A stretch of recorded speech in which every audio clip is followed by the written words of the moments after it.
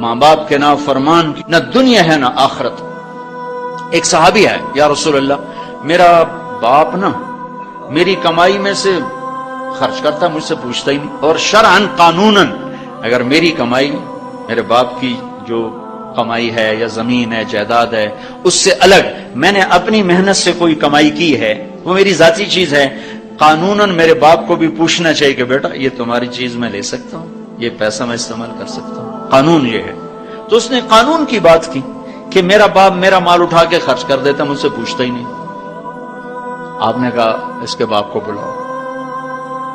اس کے باپ کو بلایا تو وہ انہوں نے پوچھا کیوں بلا رہے ہیں؟ کہ تیرے بیٹے نے تیری شکایت کی۔ تو اس کو اتنا غم لگا کہ وہ کٹ کے مر گیا۔ اور عرب کی شاعری تو پھر پوری دنیا میں مشہور ہے، آج بھی مشہور ہے۔ تو اس نے دل ہی دل میں کوئی شعر کہے، درد بھرے دکھ بھرے، اور وہ انہی شعر کو اپنی زبان سے نہیں دل ہی دل میں کہتا کہتا دربار رسالت میں مسجد میں پہنچا تو جبریل پہلے آ چکے تھے۔ کہنے لگے یا رسول اللہ اللہ تعالیٰ فرما رہے ہیں کہ آپ اس سے کہیں کہ پہلے وہ شعر سنا جو تیری زبان سے تو ادا نہیں ہوئے تو تیرے رب نے عرشوں پہ سن لیے ہیں۔ آپ نے فرمایا بھائی اب تمہارا کیس سنوں گا، پہلے وہ شعر سنا جو تیری زبان سے نہیں ادا ہوئے۔ اللہ نے سنے۔ کہنے لگا یا رسول اللہ میں گواہی دیتا ہوں آپ سچے رسول ہیں، آپ کا رب بڑا طاقتور رب ہے، آپ کے رب کی قسم زبان سے ایک لفظ نہیں نکلا، دکھ بھری فریاد تھی جو دل کی دنیا میں اٹھی اور وہیں گم ہو گئی، سینے سے اٹھی اور سینے میں دفن ہو گئی، پر آپ کے رب نے عرشوں پہ سن لیا۔ آپ نے کہا اچھا سنا تو صحیح میرے بھائی۔ میں کہا جی میں نے کہا بچے جس دن تو پیدا ہوا اس دن سے ہم نے اپنے لیے جینا چھوڑ دیا، ہم نے تیرے لیے جینا شروع کیا۔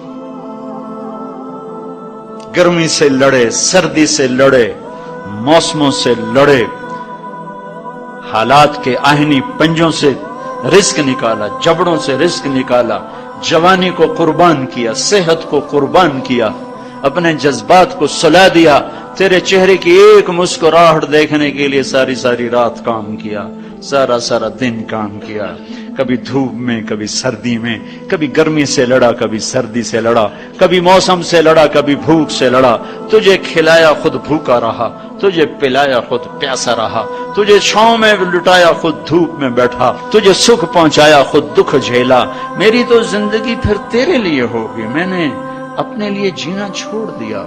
جب کبھی تو بیمار ہوا تو ساری رات میں اور تیری ماں تیرے سرانے بیٹھ کے دھڑ دھڑ دل دھڑک رہے ہوتے تھے، کہیں مر نہ جائے، کچھ ہو نہ جائے۔ ہسپتال پہنچے، ڈاکٹر کو بلاؤ، ٹیکسی بلاؤ، گاڑی بلاؤ، رکشا بلاؤ، جلدی سے ہسپتال پہنچاؤ۔ اسی خوفناک خیالات میں ہم روتے تھے، پگھلتے تھے، ٹوٹتے تھے، بکھرتے گئے چلے گئے خشک پتے کی طرح، اور تیرے چہرے کی ایک مسکراہٹ کے لیے ساری مسکراہٹیں بھول گئے، تجھے صحت مند دیکھنے کے لیے اپنی صحت کے سودے کر دیے۔ اور اس طرح ایک دن نہیں گزرا، یہ شب و روز گزرے، دن اور رات گزرے، لیل و نہار گزرے، بہار و خزاں گزری، رت بدلی، موسم بدلے، بادل اندھیری بارش آئے اور گئے، یہاں تک کہ تو پروان چڑھتا گیا، میں ڈھلتا گیا، تجھ میں جوانی میں رنگ بھرا اور بڑھاپے نے میرے سارے رنگ نوچ لیے۔ تو سیدھا کھڑا ہوا تنے کی طرح، میری کمر جھک گئی کمان کی طرح، اور میں آسرے کا محتاج ہوا، تو طاقتور ہو کے جوان ہوا۔ پھر مجھے خیال آیا کہ میں اس کی انگلی پکڑ کے چلا، گود بٹھا کے چلا، کندھے بٹھا کے چلا، ہاتھ بٹھا کے چلا، اس کے لیے در در کی ٹھوکریں کھائیں۔ آج جب میں بوڑھا ہوا ہوں تو اب یہ میری انگلی پکڑے گا، میرا ہاتھ پکڑے گا، میں اس کی لاٹھی بنا، یہ میری لاٹھی بنے گا۔ لیکن ایک دم میرے بیٹے تیری آنکھیں ماتھے پہ چڑھ گئیں، تیرے تیور بدل گئے، تو مجھے یوں دیکھنے لگا جیسے میں تیرا باپ نہیں، میں تیرا نوکر ہوں۔ تو میں نے اپنی زندگی کو جھٹلا دیا اور میں نے کہا میں خواب دیکھ رہا تھا کہ میں باپ ہوں۔ نہیں میں باپ نہیں، میں نوکر ہی ہوں۔ میں پڑوسی ہوں تو اچھا میرے دوست، اگر میں پڑوسی ہوں تو پڑوسی کو بھی تو لوگ پوچھ ہی لیتے ہیں، کبھی مجھے پوچھ ہی لیتا کہ بھائی کسی چیز کی ضرورت تو نہیں، کچھ چاہیے تو نہیں۔